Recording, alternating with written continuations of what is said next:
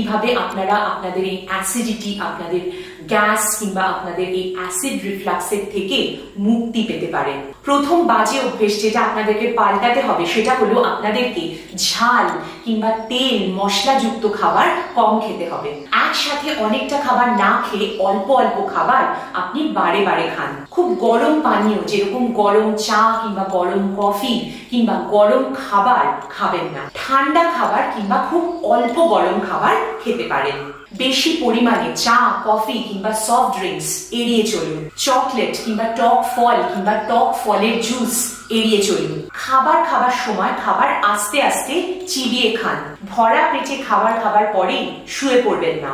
রাতে শুতে যাওয়ার অন্তত 2 থেকে 3 ঘন্টা আগে আপনি রাতের খাবার খান। ধূমপান করা কিংবা স্মোকিং করা এড়িয়ে চলুন। অ্যালকোহল কিংবা মদ্যপান, মদ খাওয়া এড়িয়ে চলুন। আপনার যদি অতিরিক্ত ওজন থাকে তাহলে সেই অতিরিক্ত ওজন কমানোর চেষ্টা করুন। নিয়মিত হাঁটা চলা করুন কিংবা হালকা এক্সারসাইজ কিংবা ব্যায়াম করুন। লাইফে কিন্তু আপনি একদম স্ট্রেস নেবেন না। মানসিক চাপ আপনাকে কমিয়ে ফেলতে হবে।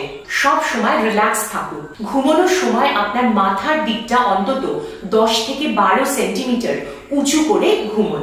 ঘুমানোর সময় আপনি বাঁ দিকে ফিরে ঘুমুন।